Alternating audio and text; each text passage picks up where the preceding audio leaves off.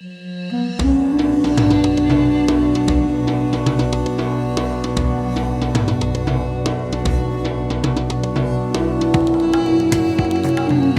afternoon and welcome to the feature interview and keynote speech in the Middle East section of the Global Energy Outlook Forum 2026. We're absolutely delighted and honored to have Fuad Siniora, the former Prime Minister of Lebanon, to tackle what is probably one of the biggest questions facing the world as a whole, obviously, and regionally, the Middle East, tackling and digesting the Trump administration's new national security strategy, which was published in early December. And we've seen in only recent days how that is being translated into South America, into Venezuela, where he has articulated, the Trump administration has articulated a big focus on the Monroe document from some nearly 200 years ago, where U.S. claims ownership of the Americas. But what does the national security strategy mean for the Middle East, and how is it likely to be received by regional actors? And so to get us started with his keynote address, welcome, Your Excellency Fuad Siniora. We look forward to your speech. Thank you. Thank you again, Sean. And I'm delighted that you are inviting me to this interview. And I will start by telling you how, let's say, my reading of this security strategy of the United States. In my opinion, that really it represents a major shift from the previous era of the great power confrontation towards a new era of nation states with the areas of influence. It indicates a new understanding that American imperial outreach is not anymore sustainable, nor in the national interest of the United States. There is also an abandonment of the liberal world order previously championed by Barack Obama and Joe Biden, with a US predisposition for non-intervention, meaning no imposition on others of democracy or social change, as well as an inclination towards anti-globalization, anti-free trade, and anti-multilateralism, and refusal to subjugate the national interest of the United States to international laws and order and to international organizations. And what happened actually a few days ago in Venezuela by the United States is one of the manifestations of this policy. There is also an admission by the new US security strategy that China is a world power, with the United States seeing the rivalry against China primarily as economic. On the other hand, Russia is no longer seen by the US as an enemy. Hence, the US takes a neutral position regarding the war in Ukraine, which is unlike the position taken by Europe towards Ukraine and Russia. The US wants in this document that the Americas in particular to be free of hostile elements. This strategy references the Trump corollary to the Monroe Doctrine of 1823. The Monroe Doctrine states that the US would not accept colonial powers or foreign interventions in the Americas.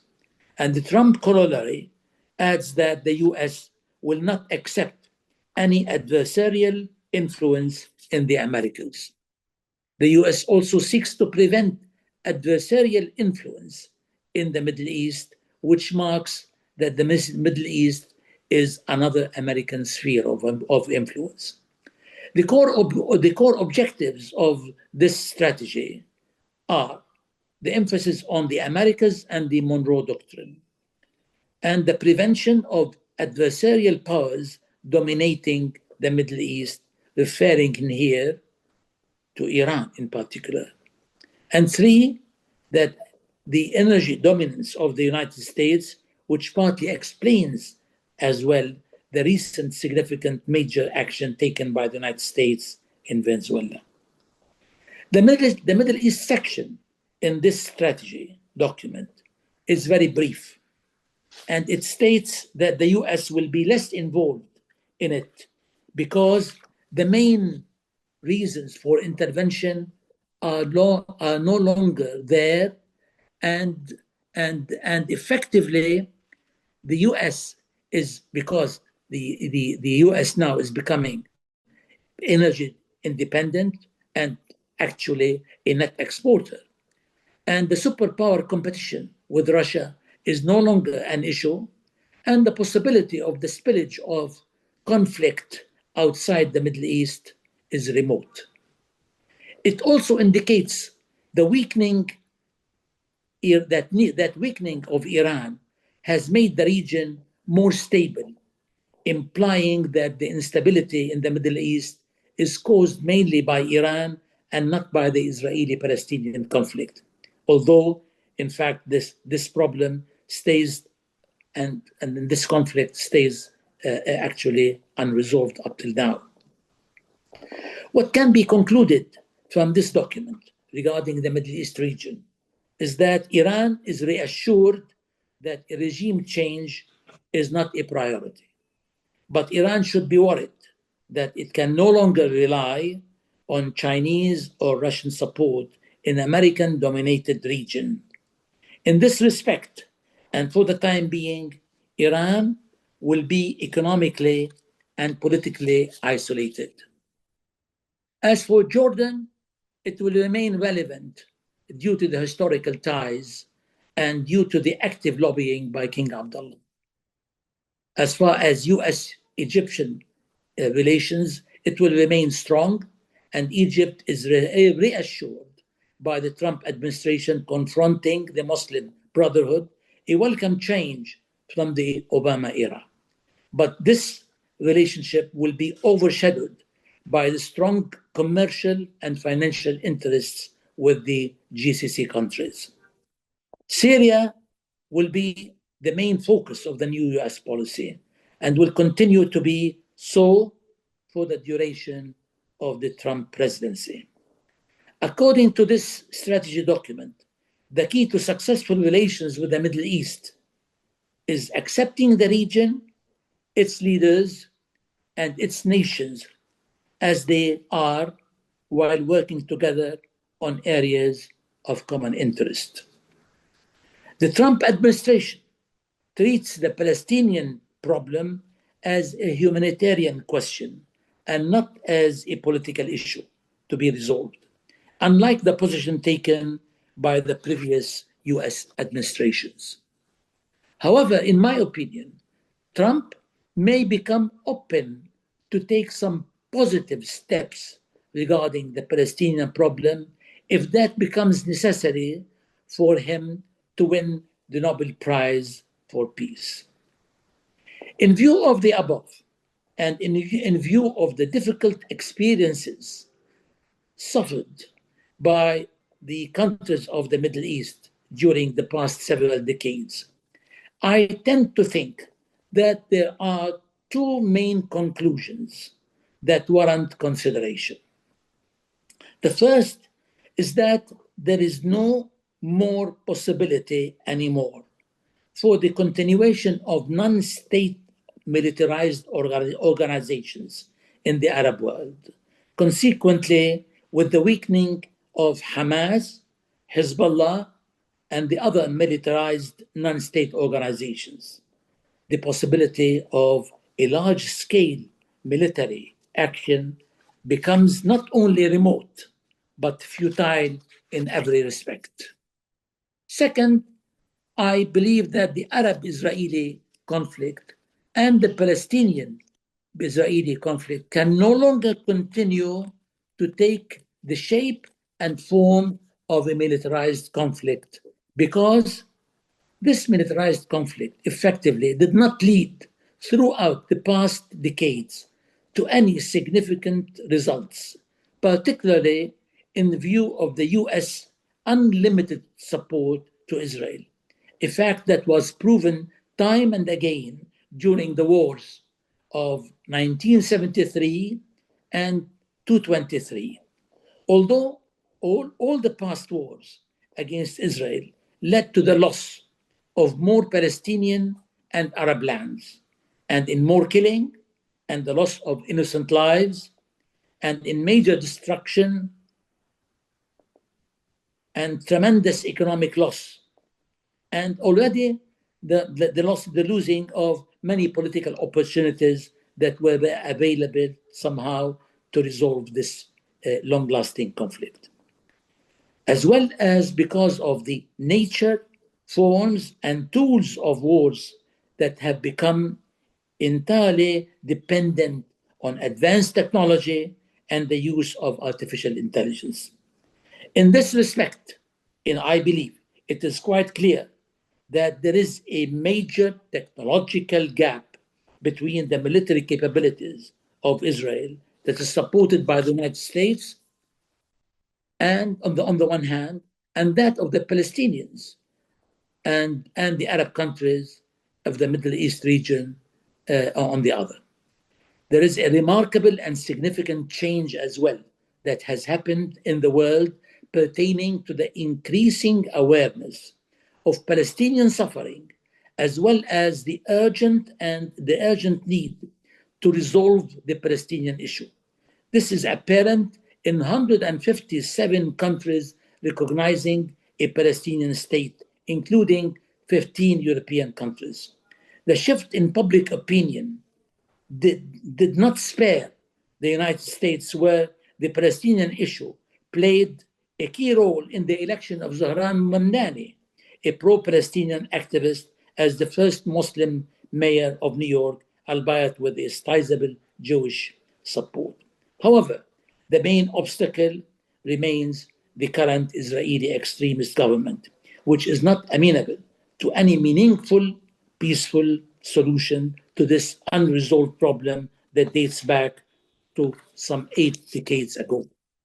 In conclusion, and in view of all these developments, I strongly believe that the Palestinians and the Arabs should embark on a new and peaceful initiative and should position themselves not only in anticipation of a change in the Israeli government that might come or might not come, but also on what can be done by them in the region and in the world.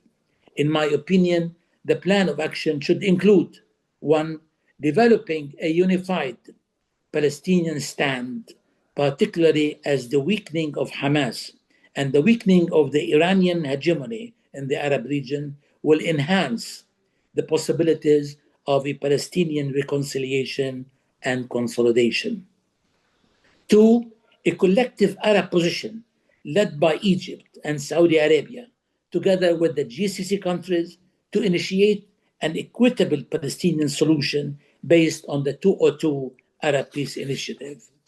And 3, a worldwide active political Arab campaign in the United States and with other major international countries and with all the peace-loving countries in order to work together for a peaceful solution to this long-lasting problem. This is the thing that I really can conclude out of this strategy and what can be done by the Arab world to deal with the issues of the Arab world. This is in addition to so many other aspects that we can come to it during our discussion. Thank you, Your Excellency. I just wanted to follow up with sort of the fundamental kind of premise here of the sort of central theme, as you say, within this national security document. It was historically, in comparison to previous generations, previous administrations, a relatively short national security framework and document in under 10 pages or so. And typically in the past, it's been 30 to 40 pages and so on. And even within it, as you highlighted, it was very little about the Middle East. But you noted the sort of defining element of America sees the opportunity of retreating from the Middle East, that it's no longer central to its international strategic policy as it has been in the past. But has that process not already been long underway and classically highlighted, although Afghanistan is hardly the Middle East, but nonetheless, Obama's famous red lines in Syria and Biden's evacuation and retreat from Afghanistan, that the the United States has been retreating from the Middle East for a number of years? Or what is your view on that? What has become an accepted, general narrative? Well, I mean, to start with, we have to understand that one of the major motives of the United States in dealing with the countries of the Middle East was its dependence on the sources of energy in the region. And as you know, the United States now is a net exporter of oil in the world. And we have to take in consideration as well the recent development about Venezuela. Venezuela was a major supplier of oil in the world. At one time, it was a larger producer than even Saudi Arabia and Iraq. When I started covering the oil industry in the 90s, yes. Venezuela was 3.5 million barrels a day. Exactly. Now it's well under one. Now it is less than a million. And definitely it's going to take some time before regaining that capacity. It's not something that will happen tomorrow. But anyhow, I mean, the United States definitely looks after its own interests. And as you know, that they have already classified the region to be under the sphere of influence of the United States. But at the same time, they have classified that Russia is no longer an enemy and China is a competitor. So they have to look at things in a different manner. And this by itself would provide a window of opportunity to the Arab world to look at things from a different angle than what it used to be looked at previously, and to really have a real effort, a peaceful effort, realizing that the previous approaches that were adopted in the Arab world of using, let's say, military confrontation did not produce anything effectively. To the contrary, it really resulted with major setbacks everywhere. And it is high time to really look at things in a different way, capitalize on the change of the attitude in the Arab world, in the world at general. But one of the big changes is it would appear in this muscular new vision of the world, where spheres of influences are divided out by those who have the most muscle and the most power, that the U.S. retreats from the Middle East by giving its main satellite state, Israel, dominance in the region and a green light to exercise a very robust policing role. And so it retreats with that left behind in a way that in previous eras, if there's one big change, that would be it. You would say Obama retreated or indicated retreat from the region, as did Biden, but with reins on Israel, its client state. It seems the difference here is that Trump retreats, giving Israel a green light to be ultimately the regional policeman, the regional hegemony, as the strongest, most powerful, and it inherits its sphere of influence, like America inherits the South America and Russia inherits Central Asia, or whatever it might be in this new world order. Will that be acceptable in this region for Israel to emerge as the dominant sphere of influence player? Yeah, let me make it very clear here, is that Trump is not as dogmatic in his relationship with Israel as Biden was. And I think in here, there is again a window of opportunity. Definitely, the United States will continue to be a major supporter of Israel. And definitely, we have to understand that the people in Israel moving more towards the let's say extremist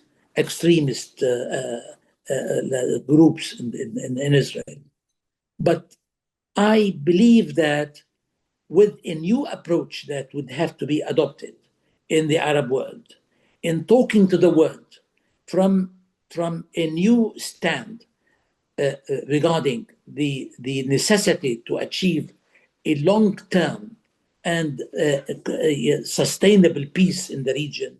This cannot happen as long as Israel is going to really adopt a hegemonic attitude towards the region. This cannot continue. So they have to realize, in the light of these developments, that something else has to prevail, i.e., we have to make a real strong campaign in the Arab world, a peaceful campaign, to show that this is the opposition of the Arab world, not influenced by the extremist groups, nor by the extremism of Iran. So, in the light of these changes, we have to look at it towards a peaceful solution and a permanent one and a just one. Because if it is not just, it cannot really continue. Yes. One of the central pillars of the region, and particularly for Lebanon over the decades, has been the support and engagement of Europe, and France being a long time sort of more front foot engaged step with Lebanon. We saw the Pope in Lebanon recently, his first international trip.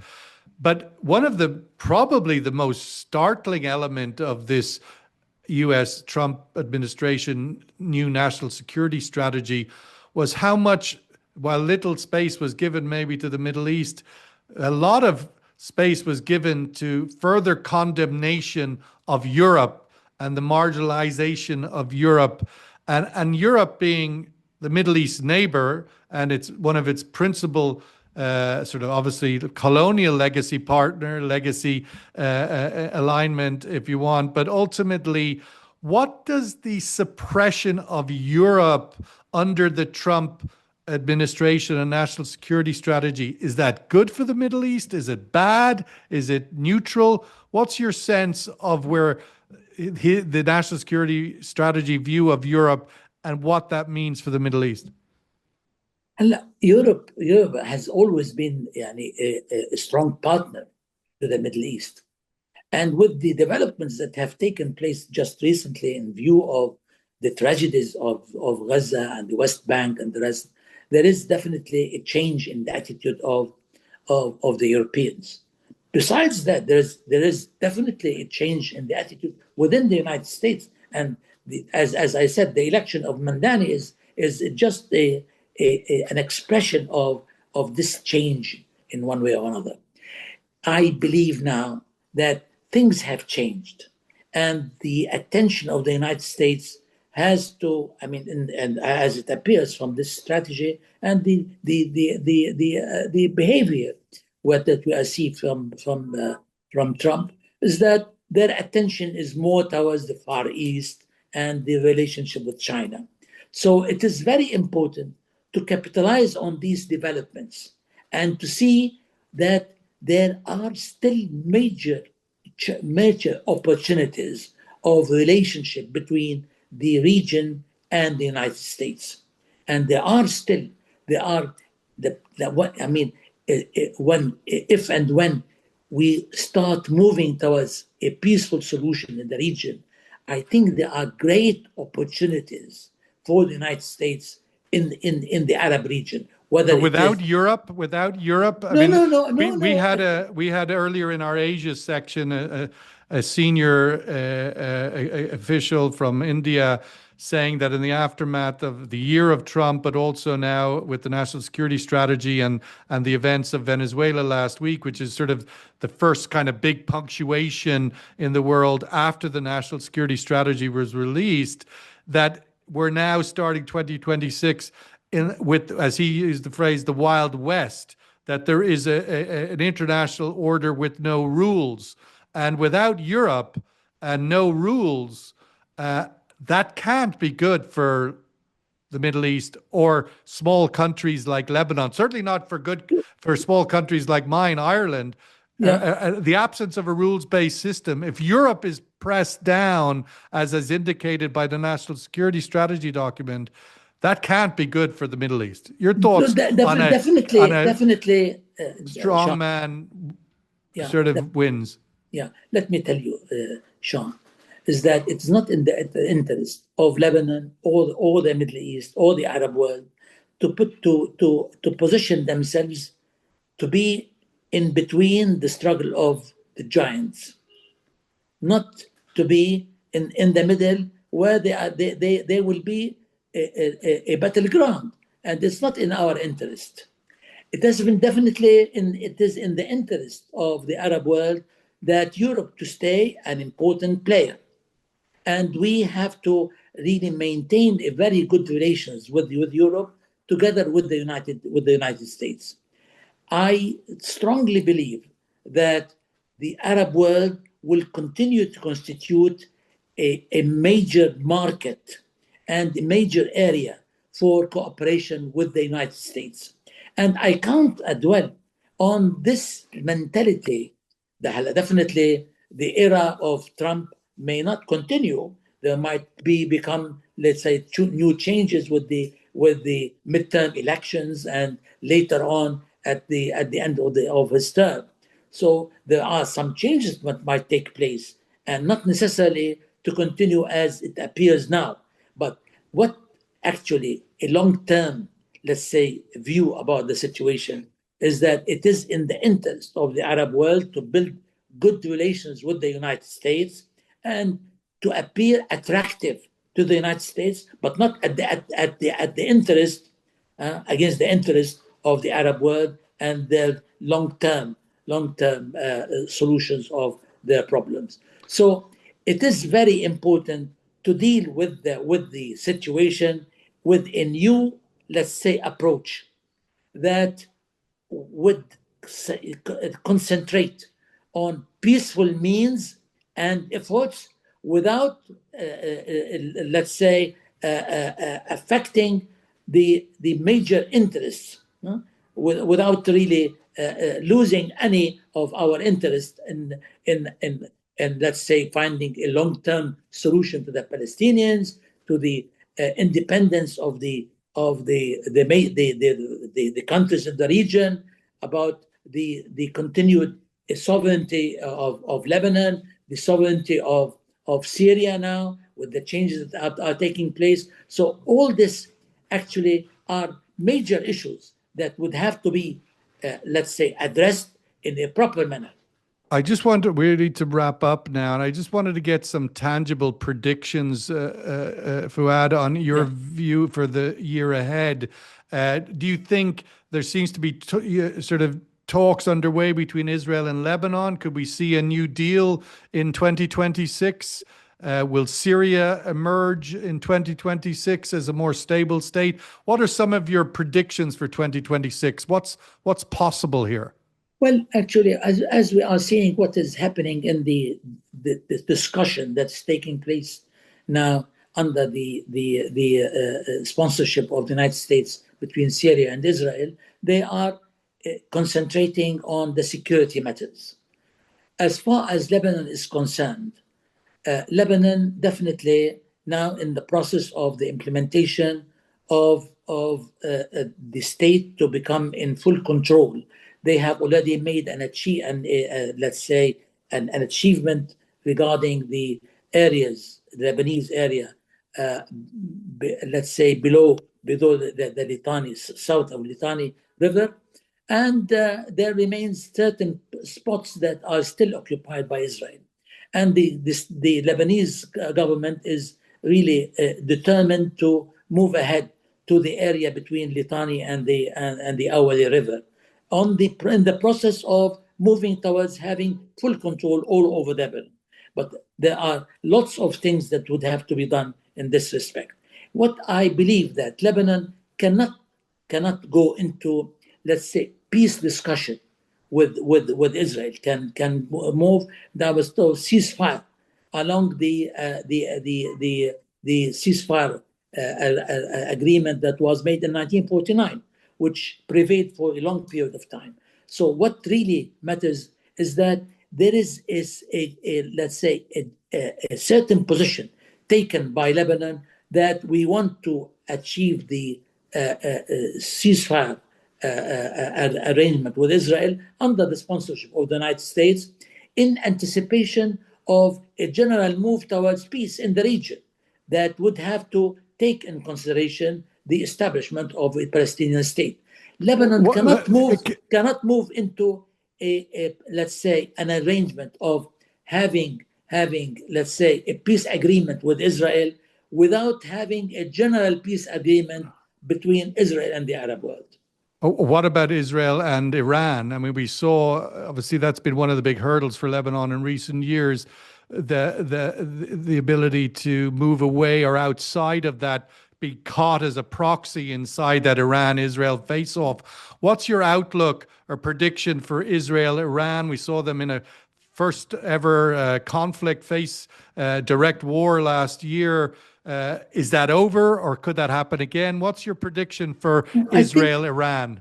I think what is Iran would have to realize that it cannot continue to really to take this attitude regarding Israel. Definitely, what Iran is doing is trying to improve the, let's say, the possibilities of having direct talks with the United States. All this, what is happening, they have been using their tentacles and as spheres of influence in Lebanon and Syria and in Yemen and Iraq. But this cannot continue as such. Iran is passing through very difficult times economically, as well as let's say, social situation. So this thing, we believe that in 26, Iran would have to sort out things.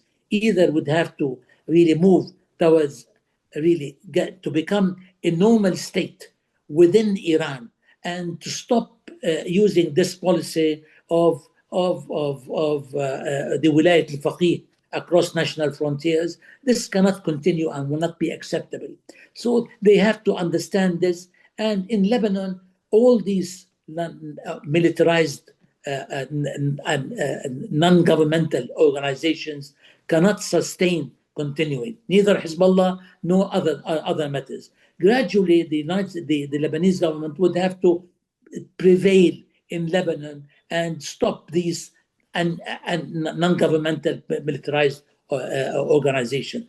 It is not possible, and Lebanon cannot sustain such a situation. Lebanon has been, let's say, suffering for the past 50 years. It's been an absolute pleasure and honor for us at the Global Energy Outlook Forum to have the forecast and outlook and wisdom and insights for 2026 from His Excellency Fuad Siniora, the former Prime Minister of Lebanon. Thank you, sir, for your time today. Thank you. Thank you. Good luck. Thank you.